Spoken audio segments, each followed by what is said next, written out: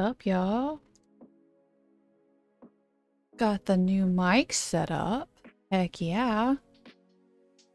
Gotta love getting used things off of eBay. And then got the pop filter and all that fun stuff off of Amazon. I saw someone, you can get the really cute pink covers. We'll probably get some colored ones at some point. Yes. Because we have to make everything cute. It's our mental illness, Al. Also, it's Barbie month. So.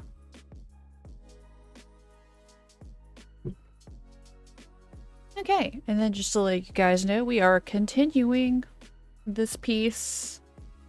Yay. We are moving on to the super fun part. We are starting some of the shading today. So, yes, absolutely right, Emily. Pink overload month. But I feel like that's always, but just even more no-so. Oh, hey, hello. Thanks. It's a Yeti I got used. So, heck yeah. Alright, so today I am moving on to shading. So what I did is I have this lovingly called Guy. And so made a new layer and made it a clipping mask layer. Thanks. It absolutely could be more pink. I think so. I feel like everything could be more pink, but so yeah. So alrighty. Let's get into it. I'm going to see what new brushes I got today. I may start with the halftones. Let's just give her a go first and see. Oh, let me also make sure that this layer that I'm on is a multiply layer.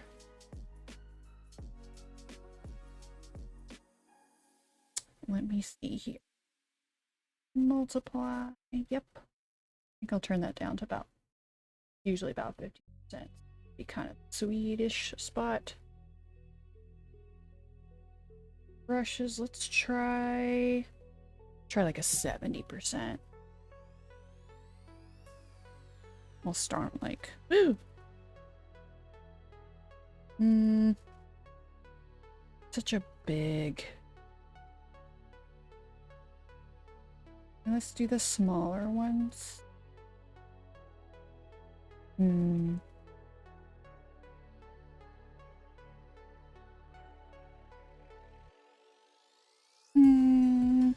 Maybe I'll try. I wonder, do I still have the... Don't believe I have the... Wait. These have the pixel. I had a set from, I think it was Retro Supply. They also do really good brushes if you guys find them on the internet. They have also a really good halftone brush set that's fantabulous. I think it's like Black Magic halftone set or something like that. But I might do what I like to do sometimes. I may go Manga Inks. This one's got the soft cell shader. That one's really nice. We're gonna put it on that size brush setting. Feels better for right now. Let me see. Crank up the opacity just a touch. Brush still feels really big. Yeah, that feels a little nicer. And it also has a really nice taper.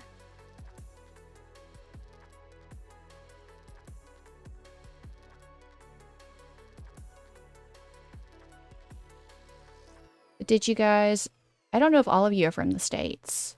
Like me and my buds are. We had 4th of July weekend. I took off last weekend.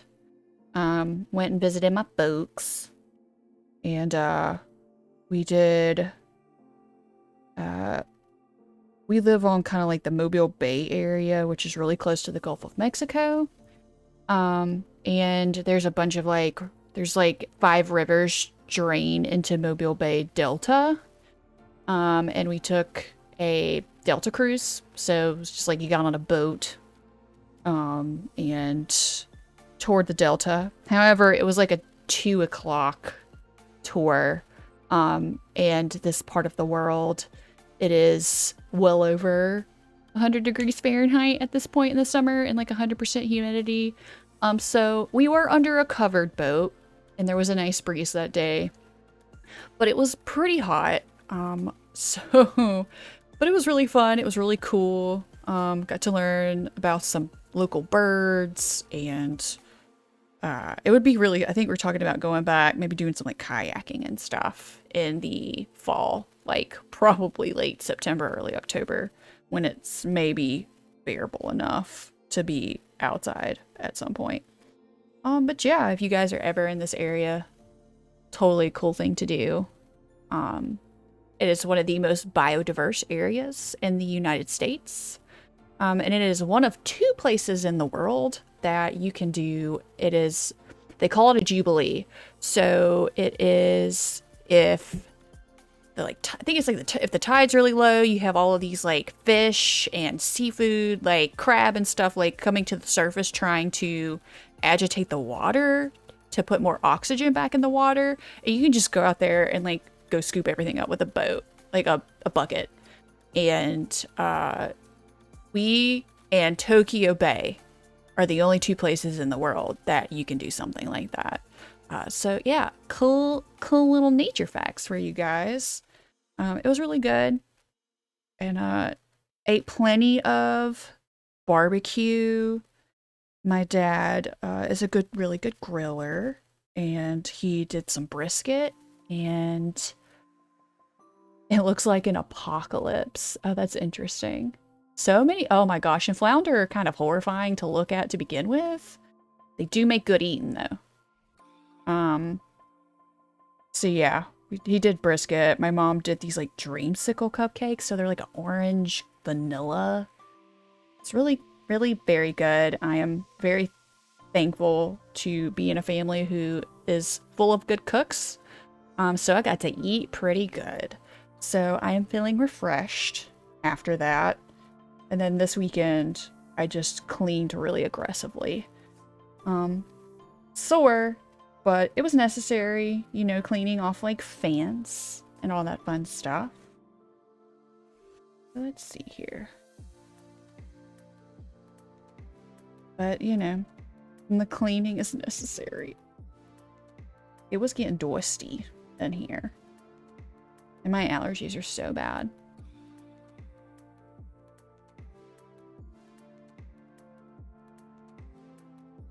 And then maybe hoping to go see the new Spider-Verse movie this week.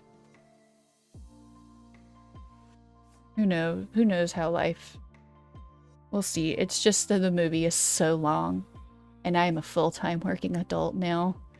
And there's like 2 times that I can go. And then one of those times is definitely butting into my full-time adult job. Bedtime. The joys. The joys. Now we can afford to, you know, go to the movies and everything else. And it's like, but I have to be in bed. Crying forever.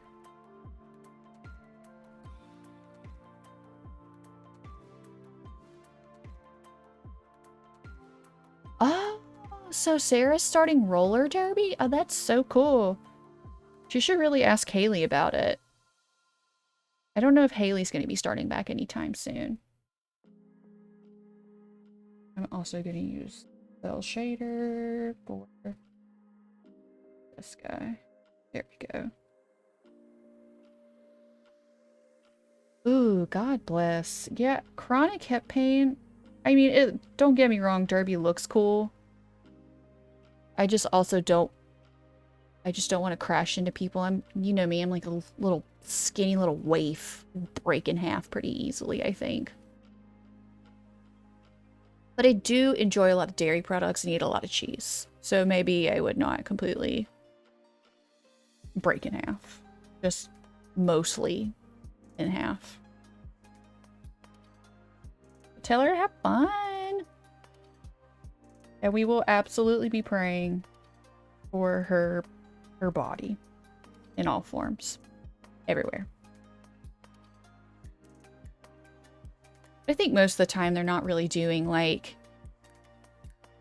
actual contact. You have to pass a bunch of not like a bunch of exams, but lots of like physical tests and stuff. You have to be able to do certain things before you can actually like compete, from what I understand. But this is also me just getting a bunch of things like secondhand. Because yeah, I can walk in a straight line. So I was a band kid when I was in school. And it was a miracle that I was able to do that, TBH. It requires more coordination and stuff than you think it would, especially when you start like walking backwards. And I mean, yes, heel to toe. Yep. Non-flashbacks. 8 to 5, you know, that kind of stuff. Ugh. But yeah, marching backwards. And then sometimes, you know, you get really fancy with some of the crab stepping and stuff. I'm glad I was never a drummer. I was just drum major, so I got to be really bossy at the drummers, which honestly most of them youngins needed it. Just like chaos gremlins, truly. We had a good relationship though. I think most of them knew just like, I'm pretty chill up to a point, but just don't mess with me. My mom was also a school teacher at the school that I went to. And she also had a reputation for kind of being the, oh my god, you are absolutely right, drummers only wanting to drum when they're not supposed to. I remember there was this one time when I was like, maybe should not have said it like this. There's a kid, I'm gonna call it like pecking. Just tut tut tut tut tut tut tut. And I literally slapped his sticks, and I was like, I will shove those so far up your butt, they're gonna come out of your mouth if you do not stop. And all the drummers were just like literally stepping back from their drums. But I was not kidding with him. Oh my god, yes. I thankfully did not have any of the other drummers in class with me. Most of them were younger than I was. So I did not have to deal with that. Because I think I would have gone a little postal. Yeah. I think it earned me a lot of respect that day. But I had enough. Because, you know, especially if there's like a point where there's an injury on the field, or, you know, they're right there at the goalposts, because the way our field was set up, we were kind of positioned right there at the goalposts. And it's like, you can't just be making racket to make racket, my guy. Like, we need to be at least somewhat respectful of what's going on, even if the football players never treat us quite the same way. But I went to a pretty small school, so a lot of us all knew each other really well, grew up together. So most of the time we had a relatively decent relationship with a lot of our baseball team, our football team, which I guess a lot of the kids, because I went to a really small school, were also in all the other sports as well. So we had a lot better relationship than you see in movies and stuff. I'm very thankful for that. It wasn't super like jock versus nerd kind of deal. So that was good. Didn't have, you know, quite that formative of an experience, you know, from that front in high school, which I'm very thankful for. It was difficult enough as it was. I know some people are just like, oh my god, like I'd love to go back to high school, and like, you could never pay me enough money. Could not do it. it was rough out in those streets. And I know I had it better than a lot of kids, but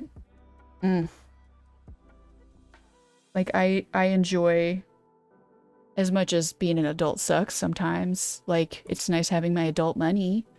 And I can say no to doing things because like, oh man, like I have to work and do adult responsibilities, right? So yeah, I think I'm just like a much more settled person. And yeah. So anyway,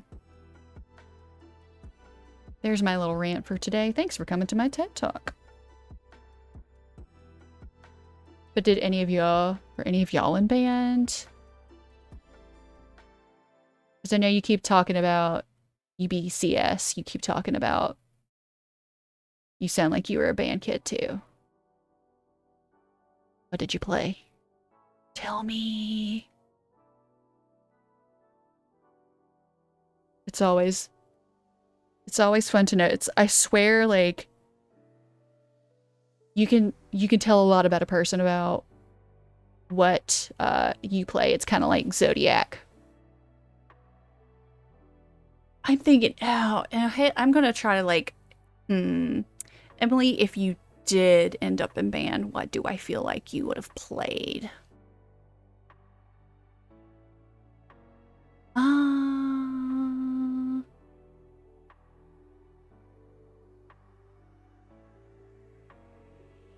Is that you, Kenny? Which if it is, I mean, honestly, I wish we had a xylophone.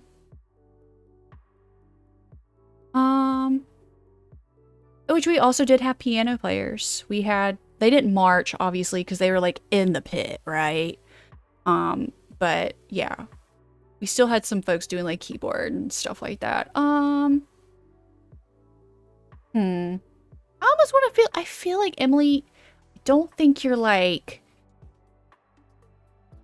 enough to be a flute. I know Lauren was a clarinet. Wasn't Karen? Didn't she also play clarinet? I want to say. I know she did flags. I could be. I feel like Emily could have been a saxophone. Electric triangle. I feel like Kevin would have been a really good, like, baritone player. I'm saying that as someone who ended up with the saxophones. Because I was a French horn, so I was an alto voice. So saxophones are also altos. And then, of course, I had to play a lot of, like, counter harmony, counter melody parts. So that would have put me with, like, baritones and stuff. So I always got along with those kinds of folks. Let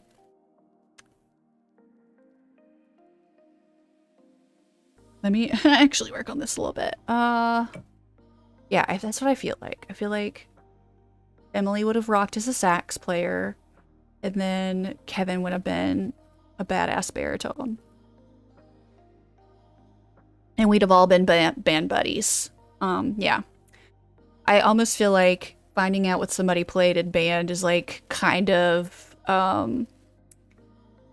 it's almost like the Zodiac for nerds. Like a different kind of nerd. Less socially acceptable. But it taught me a lot about being a person. Yeah. And Marlenium, what would you have played if you had been in band? That's what I'm curious.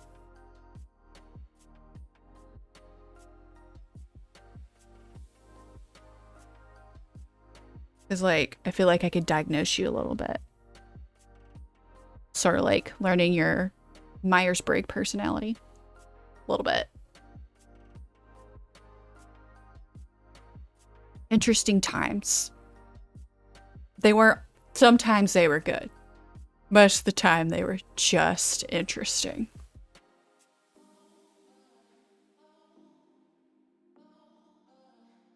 I feel like with a cool name like sousaphone. But honestly, Emily, if you had gotten the sousaphone, from what I understand, those scholarships were pretty good for sousaphone. But yeah, I have not seen like a small sousaphone player. Like most of the kids that I knew that were playing it were pretty big for obvious reasons because that thing's enormous. Um, and it's just you kind just to look even somewhat correct with that instrument. But honestly, it's to a certain point they're all very heavy to carry. So you just learn to bear your burden. Yeah. I mean, after a while, all of it starts feeling really, really heavy. We're an Aries. I feel like you'd have to be a trumpet if you're gonna be an Aries.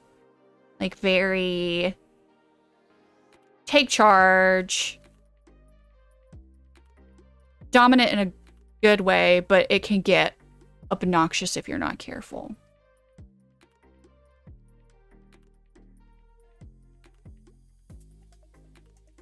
But you could, I mean, if you're going to be a flute, I guess you should always be a piccolo player. Also, really good scholarships. It's insanely high pitched, but they can get like pretty crazy range. They also have a bass flute. It's kind of wild.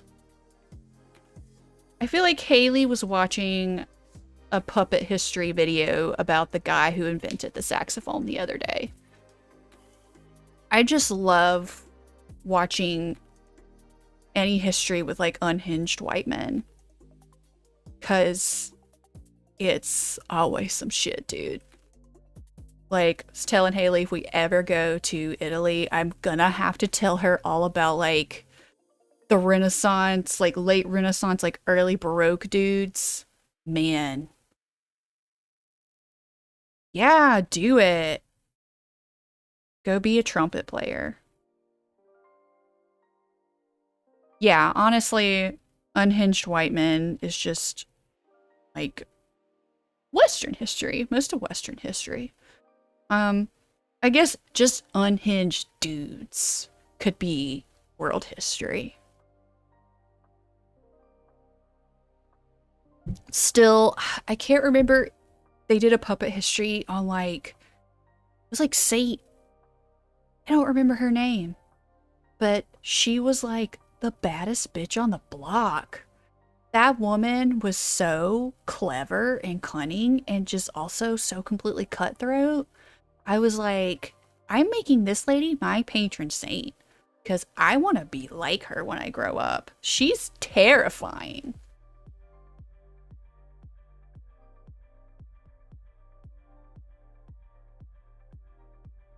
Yes. I really wish we had more history with just more females. I know there's plenty of history with females. Yes, yes, that lady. She sent the pigeons into the town. Yes. Who is that? It was insane. It was beautiful. It was amazing. I was so thoroughly impressed by this terrifying woman. I was like, go off, queen, truly. And then like one of the early, I don't remember who wanted to marry her after her husband died. And she got out of it by being like, Olga, yes. Yes, say Olga. And she's like, LOL, we're, oh my god. I feel like the wrath of a woman. Yes, Olga of Kiev. There we go. I knew it was like Russian adjacent. But honestly, it's just great to see when women do it because there's just something about the way women do angry and bloodthirsty that just a man cannot touch. And Ugh, I love it. That's all I gotta say about that. I'm not scary at all, which I'm really not honestly that scary. I look like a cupcake. And I kind of am a cupcake.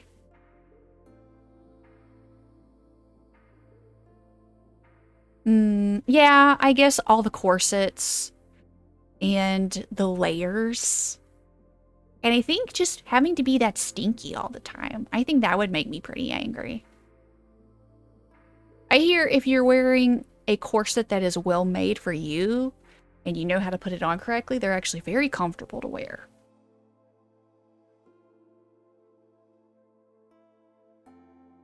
That is the rumor, anyway. Yes, but just clothes these days. I just don't like them more and more. Just like, oh, I have to be a person and put on garments and be outside. Even though I quite enjoy fashion sometimes and everything else. But honestly, that's another thing I can blame on band. TMI for everybody here. I used to be like very obsessive as a young teenager about wearing my bra and everything else because, you know, all girls go through that phase. It's just how it is. However, when I became drum major, I got, you know, just from also using all those muscles like that way for any length of time for the very first time, and then also getting really bad sunburn, like on the back of my neck and the top of my shoulders, I was done for. I was like, clothes, surviving, and I was also like, now I'm very obsessive about sunscreen, hats, covering. Like, we are not doing that again. Can't do it. Cannot survive. Not like this.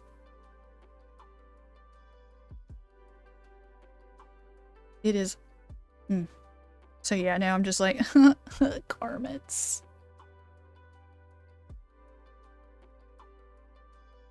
I know. Oh yeah, is it the fashion historian? Is it like the fashion historian? I feel like on YouTube or something like that.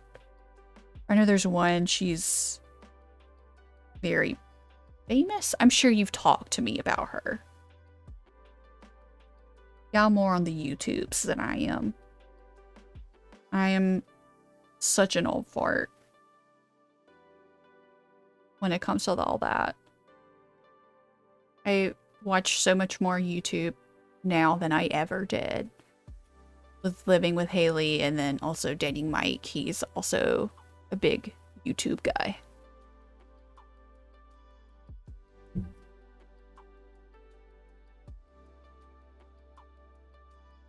Okay, cool question. So, what is y'all's favorite period of fashion? Because I'd have to think about that myself as well, because I feel like I guess it's going to be such a cop-out, but I think I'm going to say my favorite period is now, because then we can just have all the fun of all the fashion styles now. Without the values attached to them, you know? Vintage aesthetic, not vintage values. You know?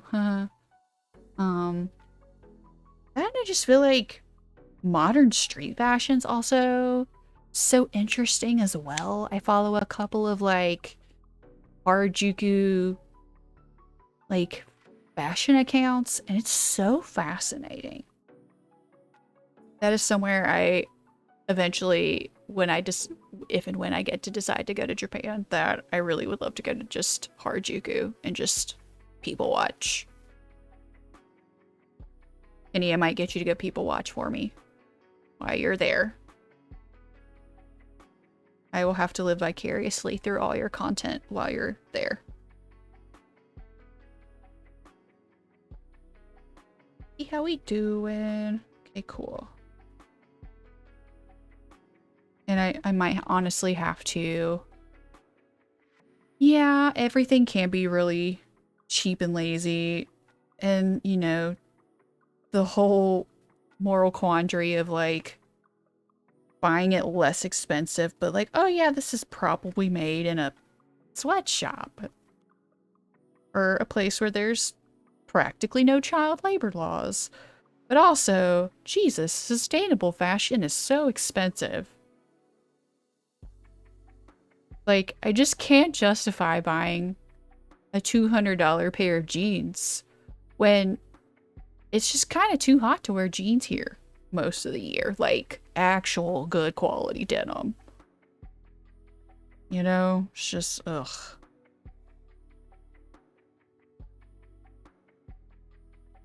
And, like, my mom is so in her, like, Shein phase. Shein phase. And I'm just like, girl. They're, like, the literal worst. The worst offender of all the offenders combined. Like, it's pretty bad.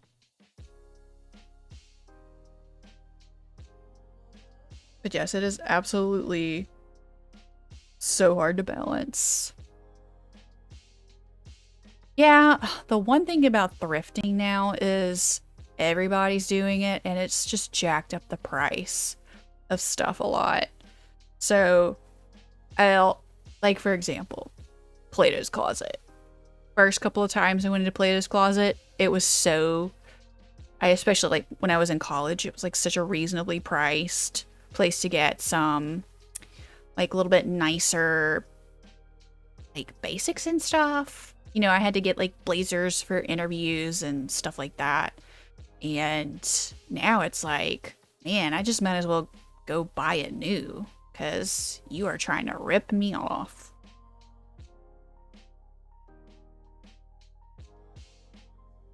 But welcome to capitalism. We could... Don't get me started. Because that's such a depressing thing to talk about. We're just trying our best to survive out here. Truly. We're gonna bump that down just a little bit. But I have been doing more, and I set that as a goal this year. Like if I was gonna buy clothes, I was gonna buy more secondhand. So I've been doing a lot more like ThredUp and Depop kind of thing this year, which I think I'll probably be heading back to Depop soon. I think I have decided in my heart I'm gonna do a gender bent Dante cosplay at some point, because I'm like, I got that. Kenny got me the Martha red leather jacket, Martha from Doctor Who. I thought that would like, that could make a really cool gender bent jacket. And I already have like pleather pants that I never get to wear because it's too hot. I already have like kind of a turtleneck. I can do more like DMC1 Dante look.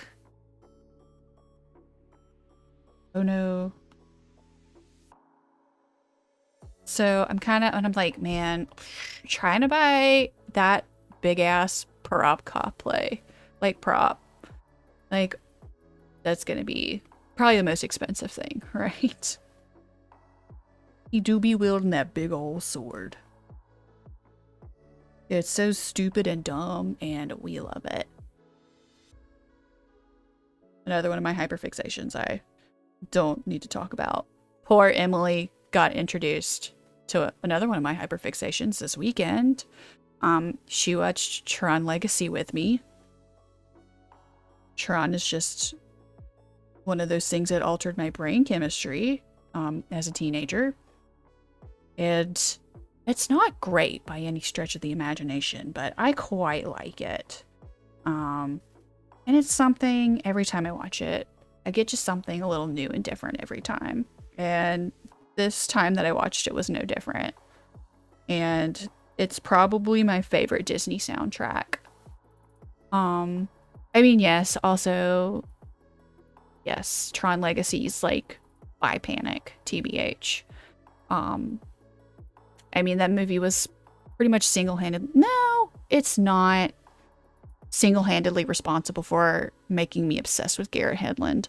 I'll have to blame the absolutely god-awful Aragon movie for that. He was Murtaugh, if you guys do not remember.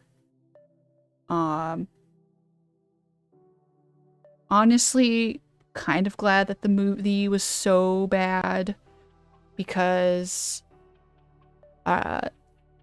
the books just consistently got like worse. Super big fan of Eldest when it came out. Like Aragon was like, okay, this is cool. I like this. I'm here for it. And then Eldest, it was like, oh my god, oh. And then it just, so yeah, just So yeah. Anyway, but yes. So Tron Legacy, yeah, I love it. It's my favorite Disney soundtrack. I watch it when I want to feel something. So if you guys haven't watched it and you live near me and you're not going to watch it on your own, you just call me. I got it on DVD. You don't even have to rent it. I have both. I have the original 82 Tron and Tron Legacy. Yes. It's a really weird kind of sci-fi. The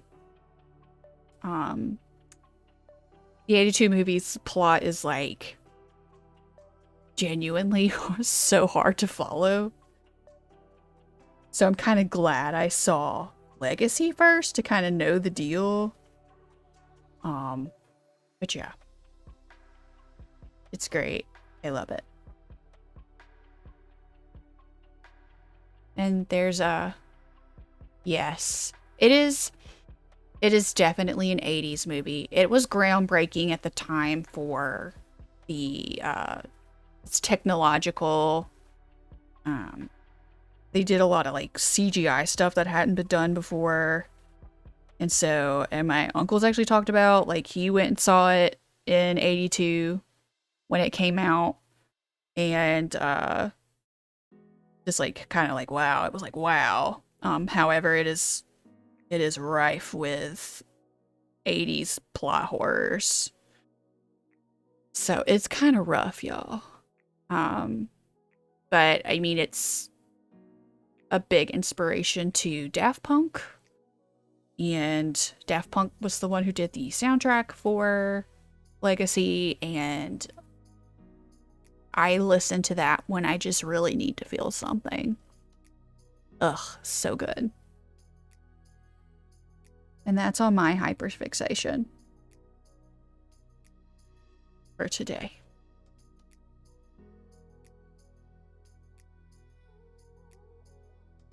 So, do you guys have a movie that you're like, it's not great, but I love it so much, and it's one of my favorites? You gotta tell me what it is. Like, it's awful, but it's my kind of awful. Another one of those for me is 2005 Van Helsing. So bad, but so good.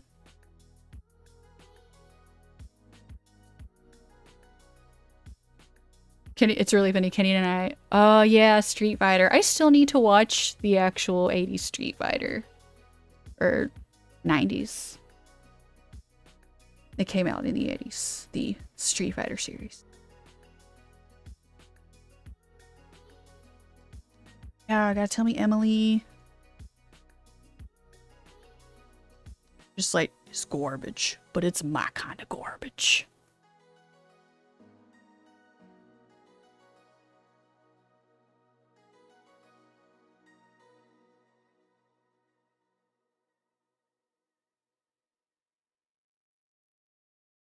another one of my hyperfixations is period dramas. And Emily told me she finally got to see 2005 Pride and Prejudice.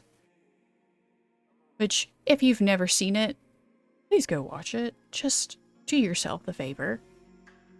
It's such a well-rounded movie.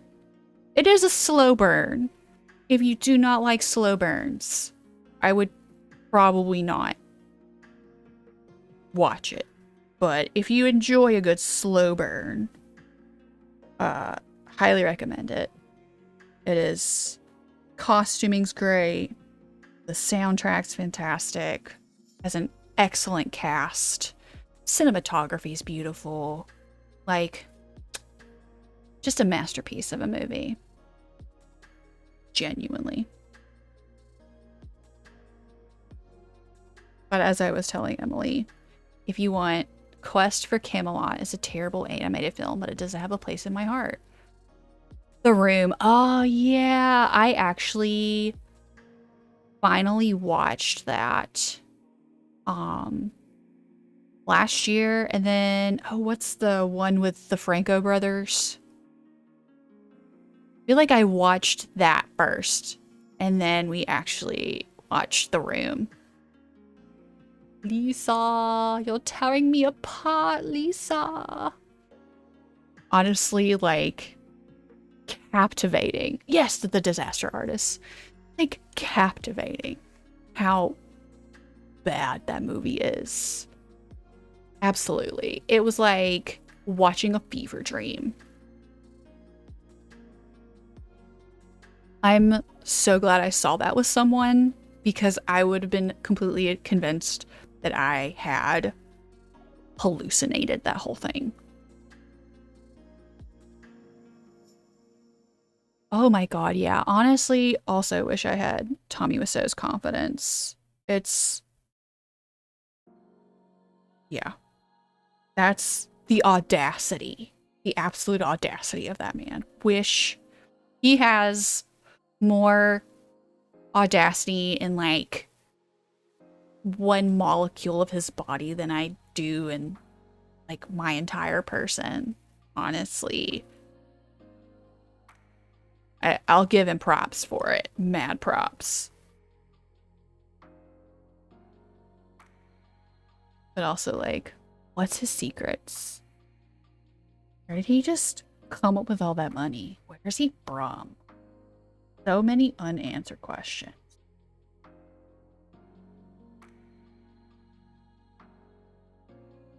But yes, honestly, such a wild thing.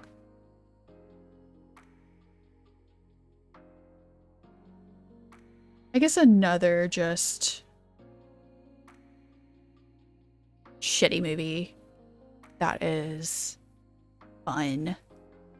I guess, like, all the Evil Dead films and Army of Darkness. I just unironically love Army of Darkness. It's so campy. I love it so much. I haven't seen it forever. I really need to, like, watch it during spooky season. Another movie that's just insanely wild, and if I had not watched it with someone because I thought I had hallucinated it, would probably be From Dusk Till Dawn. That one is crazy. If you've not watched it, please, if you live near me, let's watch it. Quentin Tarantino directed it. Wrote it. He wrote it. I don't remember if he directed it or not. It's Tom Savini. It's the creature. Yes, for the plot, clearly. But it plays very much like a Quentin Tarantino film for the first half. And then the plot twist happens, and it is a completely different movie for the second half of the film. It is kind of insane. I would have sworn I would have just hallucinated the whole thing had I not watched it with someone. And the low-key, the only reason I watched it is I am a unironically a big fan of the 69 Eyes. They're like a Finnish glam goth hard rock band. They're so bad, but it's what I love about them. I am someone who unabashedly loves bad things, TBH. And so they have a song called from, they do a lot of songs that are like inspired by horror movies and stuff like that. And like cult classic films. So they have like a song that's Suspiria, Snow White, I think it's called. Of course, they got ones like Brandon Lee from The Crow, right?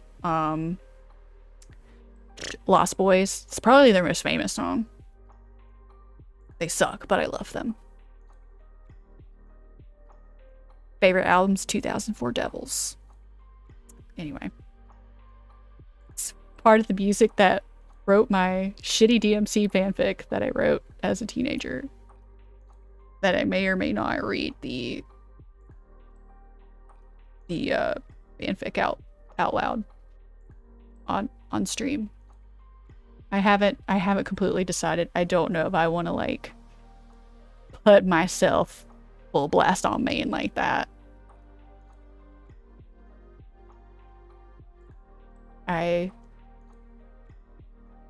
Oh my god.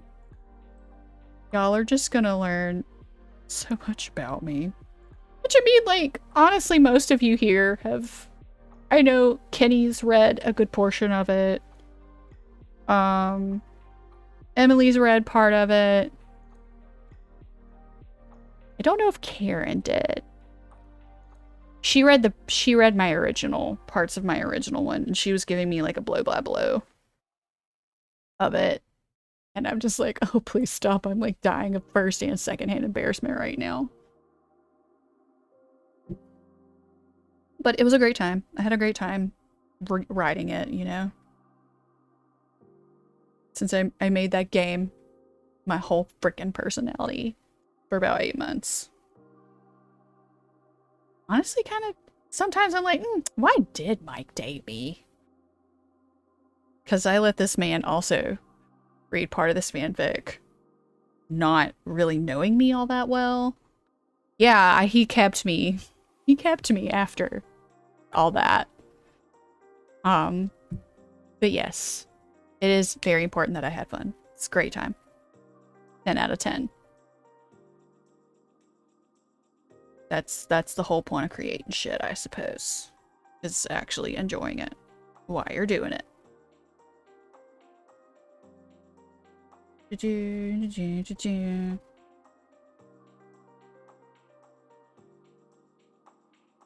And I mean, honestly, it's not the worst fanfic that I've ever read, so you know what? That's the important part. It won't be the worst fanfic you've ever read. I can't promise you that. I like to think that some of the things that I did in my fanfic were clever. I also like was replaying Bayonetta. My Immortal is like The Room, right? Like it's just so honestly breathtaking how bad it is. Just insane behavior. Like we are out here like this. But, you know, such a time capsule. I feel like they need to, that is something they need to put in the time capsules that they shoot off into space. The recordings. Ooh, if we could get an audible, like, audiobook recording of My Immortal. Oh!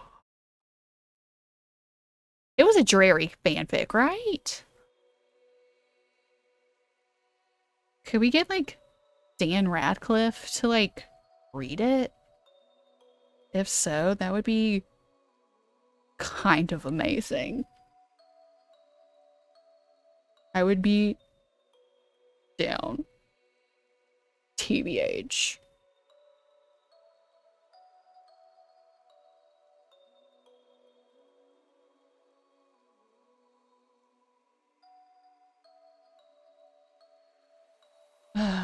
Bolts.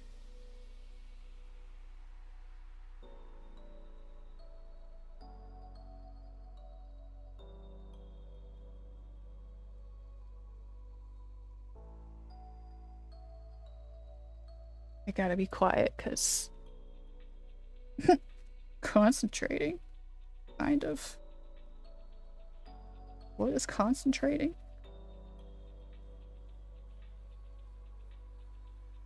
What is concentration anymore? Let's see.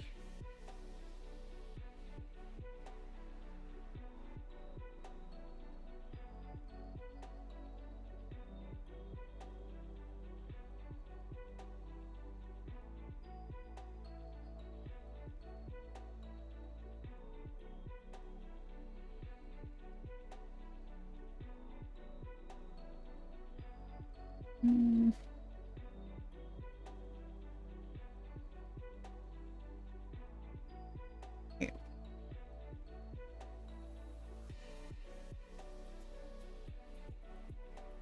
I don't know if you guys can like hear this part in this music that I'm listening to. It's actually like, this is kind of a vibe. I like this. What are you guys listening to? Apparently that's just like, my brain likes this. Brain make happy chemical. Because I am like kind of in a weird spot right now. Like I listen to a lot of music when I do actual like work. Dead Man's Gun. What genre is that? Am intrigued.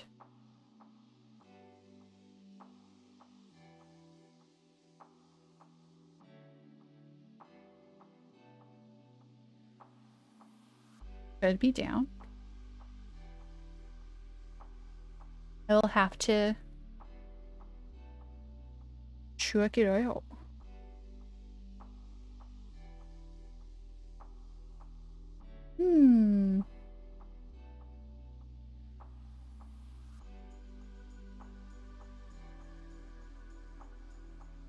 I like to be able to listen to podcasts and stuff like that. I'm just, it depends on what I'm like when I'm doing day job work. I have to be doing the right brainless activity to listen to things. Right now, the things that I'm doing require a little too much brain juice. Like, I can't just like, yeah, I'm just cranking. I'm just putting this thing out. It's like, I gotta think about my decisions right now.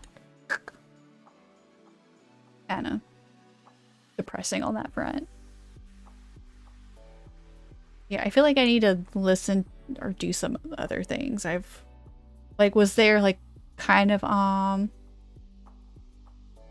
currently playing a game called The Long Dark. What's that? Lo-fi Nintendo is so good. Oh, what is that? There is like an 8-bit arcade artist. And I'm like, this dude stuffs the whole vibe. He does also just regular music covers and stuff. And it's like so good. What is that playlist? I will tell you. Let's see here. I also Millennium. If you've want another good one that's like a lo-fi that feels like you're playing a Zelda game, this person's called In Love with a Ghost. And the album Healing. Ooh, I'll have to look it up.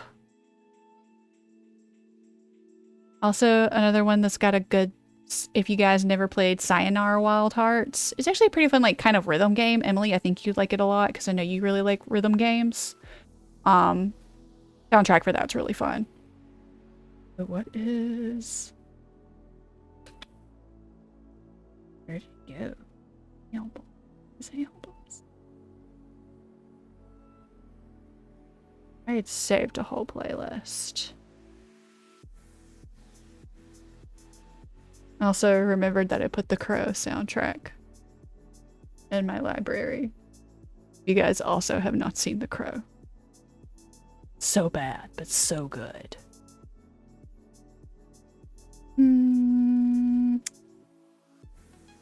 Also, if you guys want some absolutely badass, like, covers slash kind of like original mixes, Frozen is so good. I'm gonna type the name in the chat for you guys. Man slaps. Absolutely. Let's see. I think the... Also, if you want a really cute, just like, little soundtrack that's like very lo-fi. Also, Chicory's soundtrack. So, Chicory, A Colorful Tale.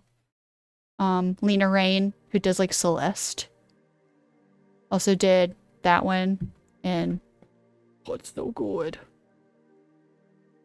Such a good game, if you guys haven't played it. Well, it's just a playlist of 8-bit bangers called 8-bit hits on Spotify.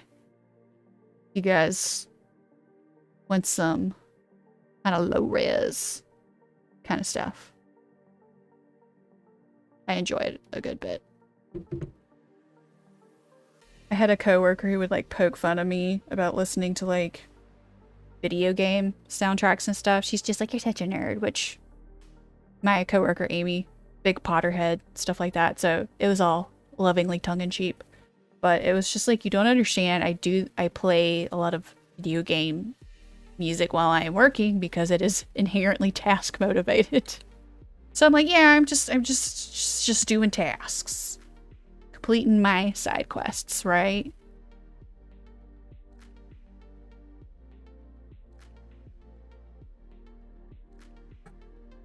Analog horror games, been all about those lately. I really do think you should look into Signalis, Emily.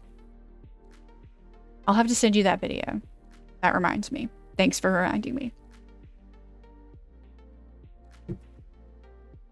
It's like, I think Mike played it on the Xbox.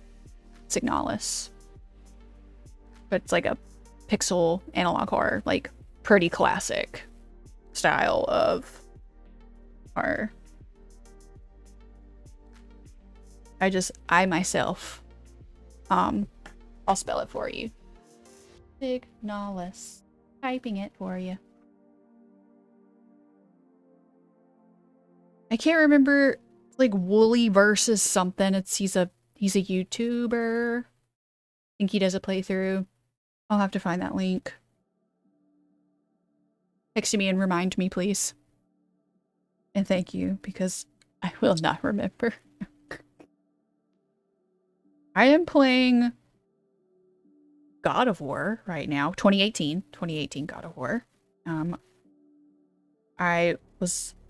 My mom's an English teacher who taught a lot of mythology in her classes, so Norse mythology has such a big place in my heart.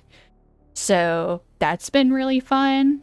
It's been really interesting how they've changed the lore for this game.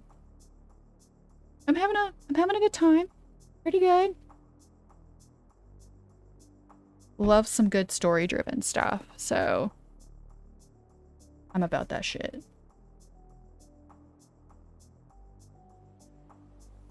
And it's always so funny to me that the guy who voices Kratos for these last two games, Christopher Judge, like Kratos says like maybe 8 words consecutively the entire game.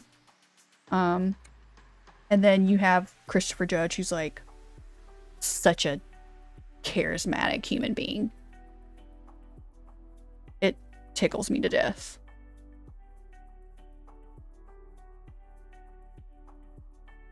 I always enjoy it when the person playing a character so well and they're just absolutely nothing like their characters. I always point to Tom Hiddleston and Benedict Cumberbatch, who just play some of like the two biggest pieces of shit on the you know, planet. Um, and they're just like the nicest dudes. Tickles me to death.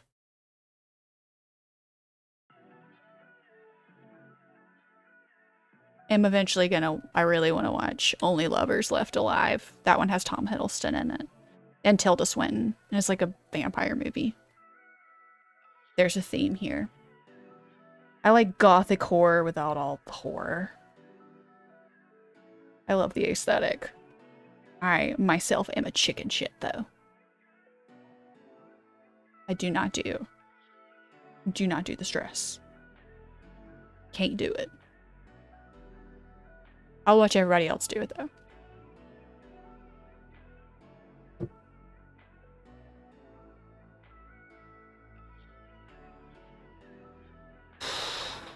I can't do it. I can't do it.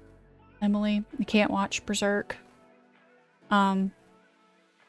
It sounds fantastic. You know, everything I've heard about it, as far as just like, other than the abject horrors of the series. Sounds like I'd love it. But the horrors. Yeah. I'm fine. Though I will say, I have been reading both Hellboy and Sandman.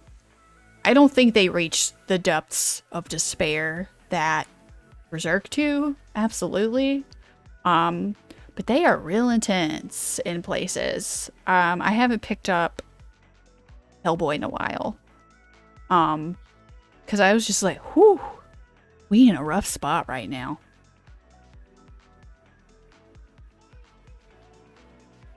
So I know I'm gonna have to do that again when I feel like I can handle being there. And I might just wait until they announce the second season, officially announce when they're filming the second season of Sandman 2. I've got the next 3 volumes, I think. Because the TV show, also, if you guys haven't watched it, highly recommend it. Super good. Please watch it so I can talk to someone else about it. I mean, Haley watched it with me. We had a great time. Because we both like that kind of bullshit. And if you guys like Neil Gaiman, he was the original writer. He was very involved with the, that just feels weird. I'm not gonna put that there. With the filming of it. And I feel like they were pretty faithful to it, but kind of edited a few things. So it feels a little more fresh and modern because it was made in the 80s. It was like drawn in the 80s. Yeah. And you'll love and hate Morpheus, who's kind of the main character. He's such a delightful piece of shit. He's just like just a little super serious little jerkwad. Little idiot, I love him.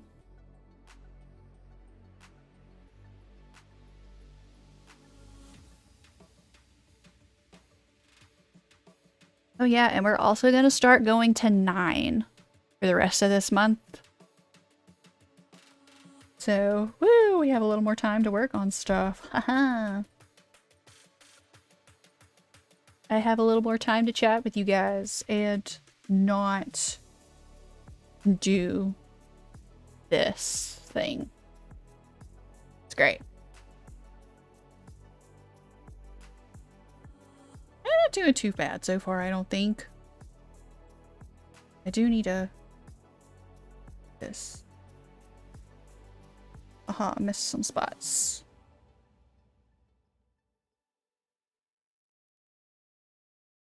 Eyebrow.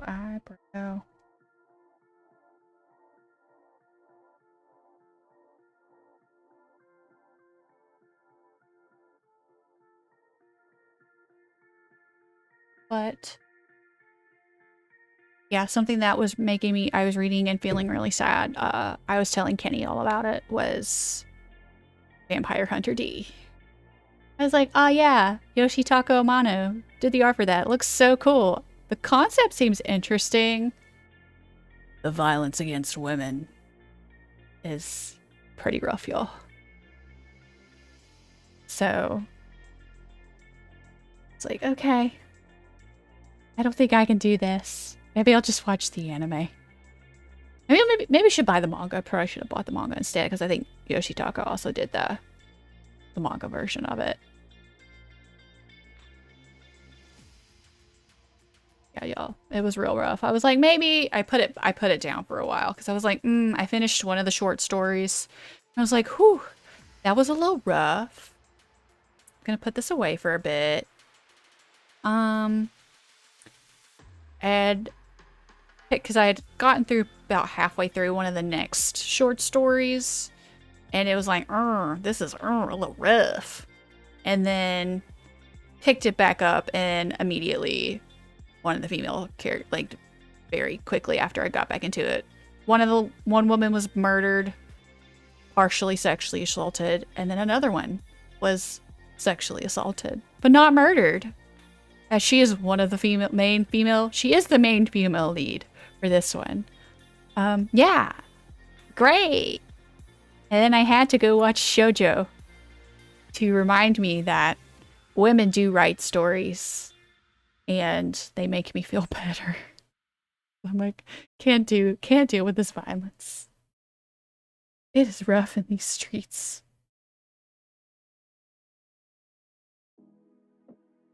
So yeah, if y'all ever see Vampire Hunter D books and get curious, just don't do it. Just don't do it. That's my recommendation. I feel like you'd be like, yeah, it'll be fine, Paige. Then you read it and you'd also be like, oh, I should have listened to you. Yeah. Yeah.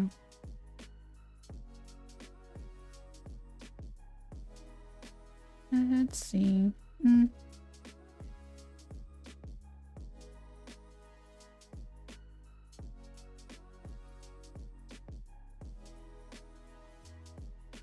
Yes, I think I just want to watch the anime for the really pretty animation, though.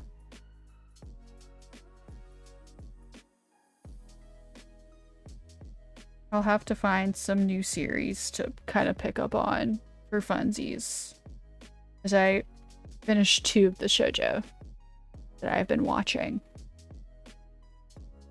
I watched, and I'm probably absolutely gonna butcher this title. It's Kakario, Bed and Breakfast for Spirits. It's like big, Kami-sama Kiss vibes. If any of y'all like some of those. Everybody's also really hot. And the main character is like, it's revealed pretty early on in the first episode, but her Korean father is some type of like big spiritual power guy. She also inherited his spiritual powers.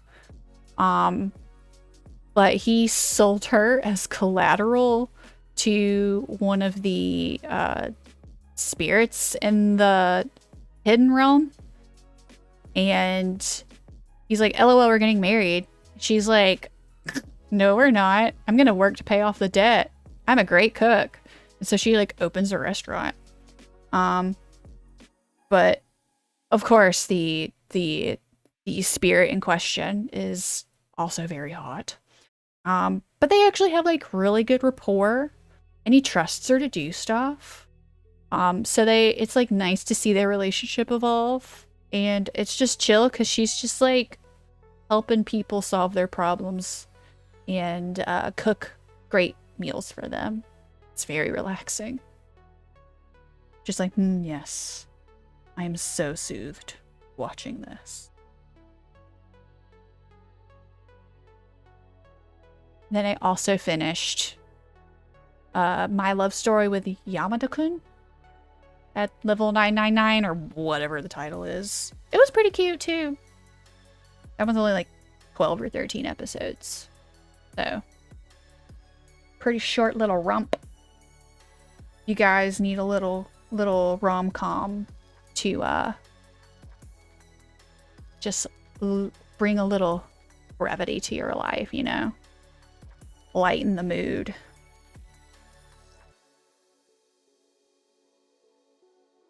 So, yeah, I was like, this is pretty nice. So I am kind of debating what to watch next, or if I should leave anime alone for a little while. And like Haley and I started What We Do in the Shadows, the TV show. I thoroughly enjoyed the movie when it came out. So, and also I am a big fan of the IT crowd. I've heard Skippin' Loafer is real cute.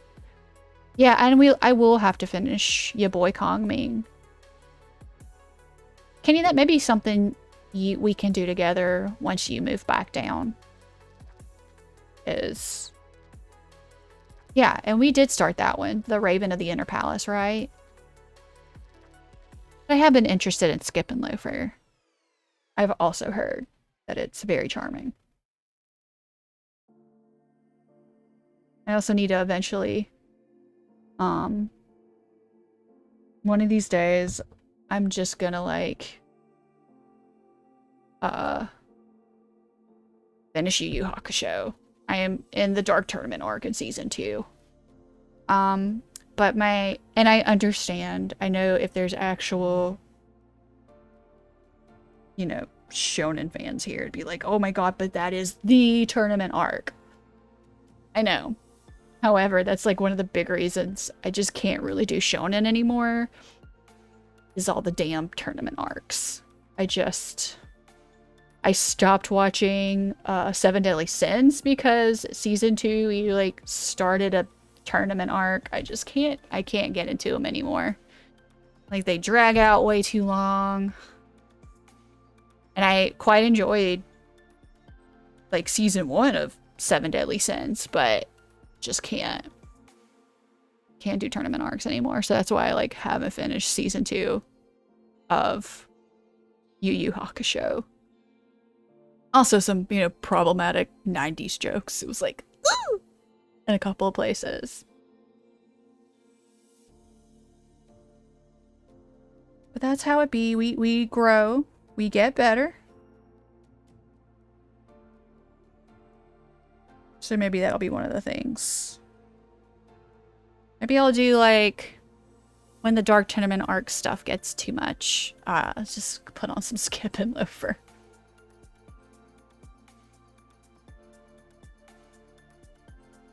I guess I will say the intro to Yu Yu Hakusho, like, spurned my Japanese city pop obsession for like a year. It was like the catalyst.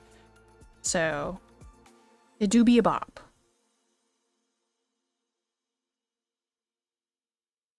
I mean, like, I enjoy the character designs a lot, and I think it's an interesting concept. I'm also, I will say, I get it.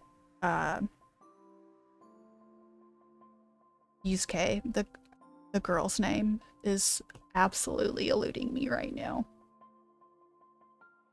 But the whole, like, yeah, let's look at her panties and grab her titties, and of course she just, like, slaps the shit out of him. But I'm just like, can we just, like, not do this? Just don't enjoy that trope. Just weirds me out, dog.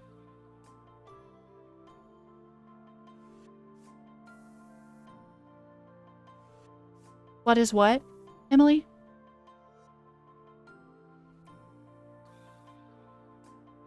Oh, I was talking about Yu Yu Hakusho?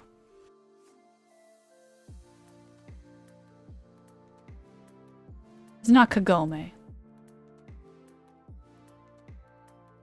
I think that's Inuyasha. Shoot fire. Yes, the grab butt trope is Yu Yu Hakusho. I guess I'm gonna say the female love interest, like Yusuke's best female friend. They're kind of frenemies. I cannot think of her name to save my life right now. I was thinking of it earlier and just gone. But yeah. It's like, but yeah, there's just, yeah. I guess it just really depends on the, yeah, the grabbing, the groping butts, the groping tropes. In general, I think are just icky. I don't think I've ever liked them that much. They're just icky. Which I guess, you know, from a lot of guys, like, it's funny to them because they're not the ones being grabbed on. But I, as someone who have parts that are grabbed on, you know, it's just like, I hate this so much. I hate it here. But that's a whole nother thing I think I could write a dissertation on. Yeah. So, it's one thing. Oh yeah, like Haley and I were talking about the, like, teacher relationship with teacher tropes. Like, I, as an adult now,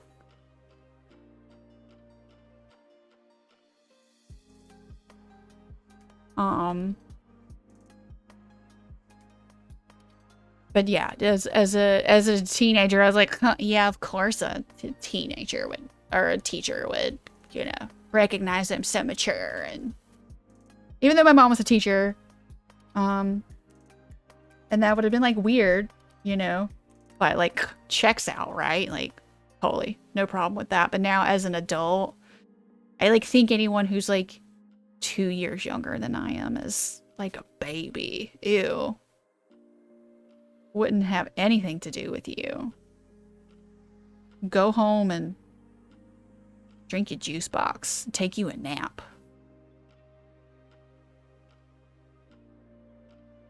Yeah, I can't do the teacher trope. What was that? Oh, Haley and I were talking about, like, Never Been Kissed. I don't know if you guys, because you were just joking about, like, movies you have to just forget that you have any sort of feminist leanings whatsoever. So we were talking about, like, She's All That. And stuff like that. And then I was like, Never Been Kissed was horrible. And as a kid, I was like, yeah, checks out. Totally tracks. And now I'm like, bro, what the actual fuck? Cannot.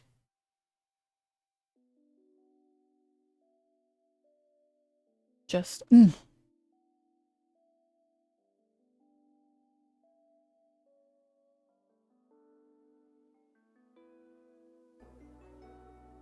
Who's? Yeah. It's true. Girl takes her glasses off and suddenly she's hot. Which also genuinely, like, watching it now, Lainey's also just kind of unbearable. Like, she's just too much, dude. She's also kind of annoying, and I'm like, this is mainly why you don't have a lot of friends, is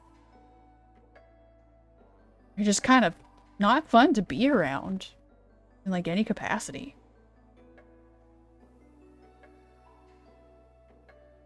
But if you guys have never seen Rachel Lee Cook in Josie and the Pussycats, I also have that on DVD if you guys want to come over. That movie was accidentally very formative to my music interests. Sounds like Thousands emo. Yeah.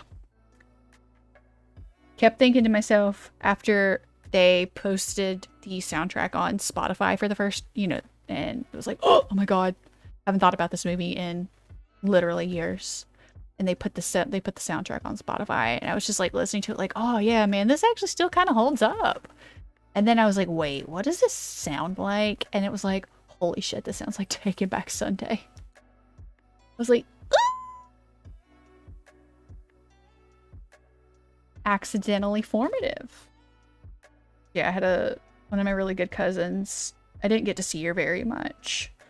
Because she lived pretty far away from me. So she would come over for like a week or two every summer. And that was one of the movies we would always watch with each other.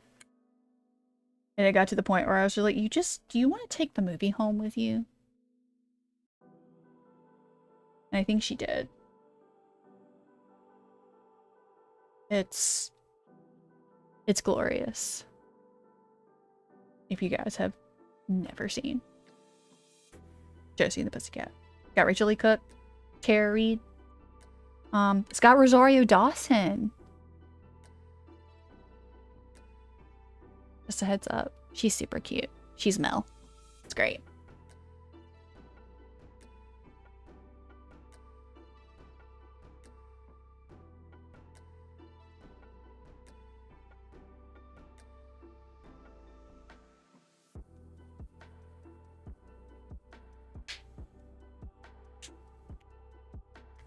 Oh yeah, I need to, well, there's just so much of that anime I have to go back and rewatch. I am very due for a Brotherhood rewatch. I don't think I've watched it since I watched it as a teenager. There's just so much to do and so little time to do it. Honestly, that's one of the downfalls of being an adult now. Like, I have to pick these battles very carefully. And right now, at this moment, it's like, I guess I'm just gonna be with Kratos and his son, and playing Dad of Boy, going on the Goofy movie, the video game.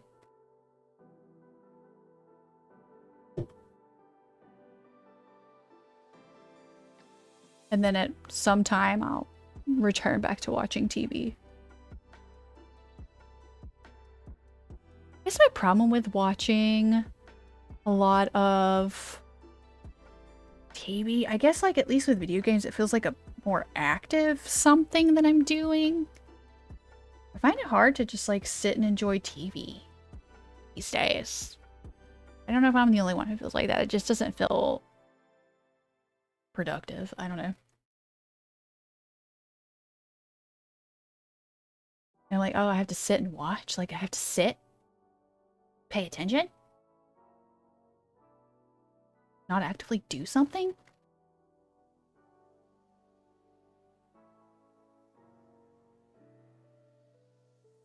I also...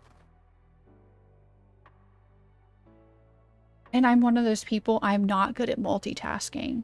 Like, right now, right? I'm either, like, drawing or talking to you. I'm not very good at doing both of those things at the same time. So, I can't be doing something that I'm trying to, like, actively do and watch TV at the same time. I can't pay attention. Or I'm not doing the thing. So, can't. Or it has to be something that I've seen like a million times and I don't have to actively engage with it because I already know what's going on. Like, I can throw on Disney movies or Pride and Prejudice. I've seen it quite a few times. Stuff like that I've seen and I don't have to like actively engage with too much. So I have to be really careful about like also watching or like listening to podcasts. I think I can multitask a little better with like podcasts typically. They're not, I guess, because there's like not a video that I have to watch with it. I'm trying, but so I can kind of do podcasts a little better. I've not been doing those super well as of late either.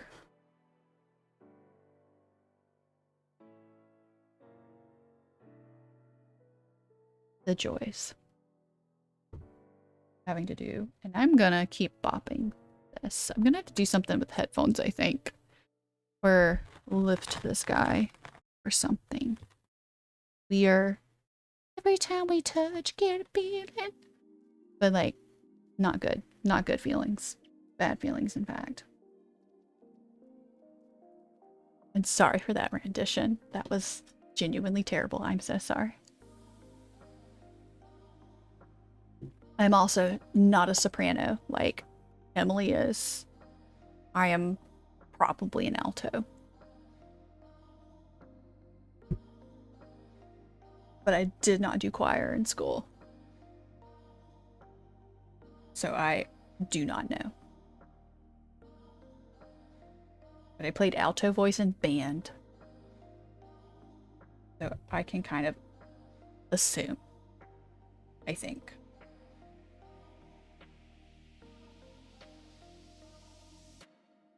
That is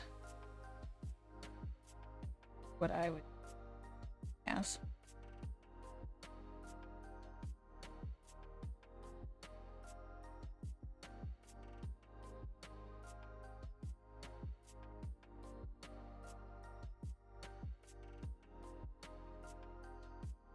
Super random question for y'all. Speaking of like all the parts of music and band and stuff, if there's like one song you could sing and like absolutely crush, what would that song be?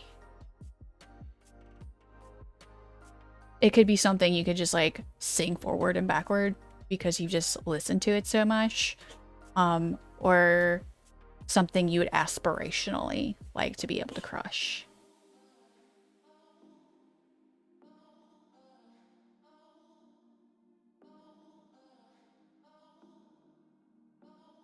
I would aspirationally like to crush Bohemian Rhapsody, like be able to sing like all 4 parts at the same time.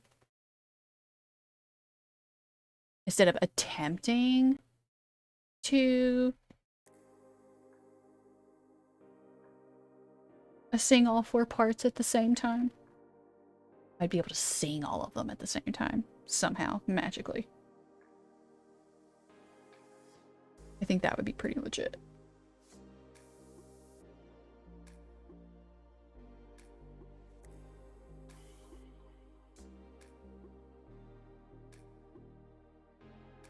I say, Emily, it could be your connection or mine. I'm also having a little lag due to rendering today. I'll have to remember what that means. There's a difference. Yes.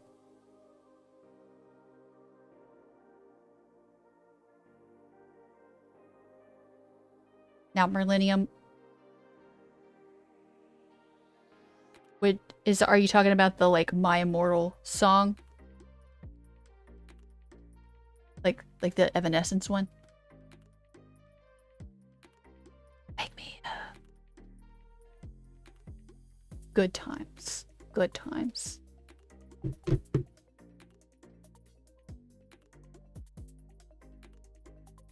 Think of all the yes. Think of all the anime AMVs that were made to that song. Good times, genuinely. The anime AMV area will just be nothing like it in the rest of history. That's my personal opinion.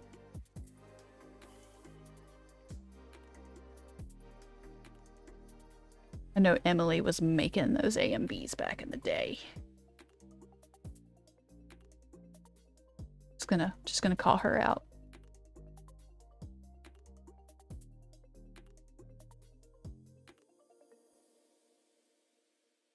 It's today. Just we'll never know. Genuinely never know. Some of the weird cringy shit that they missed out on.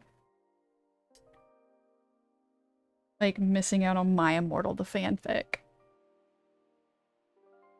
Never be anything like it ever again.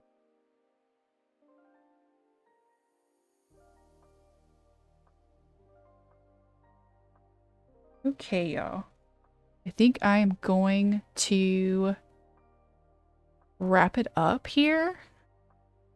If there are any folks who are new coming in today, please give me a follow if you enjoyed. And thank you guys for joining in. I appreciate you guys giving me a little time to rant about random things and not make art. So I will see you guys next week from 7:30 to 9 Central. Love you guys. Bye.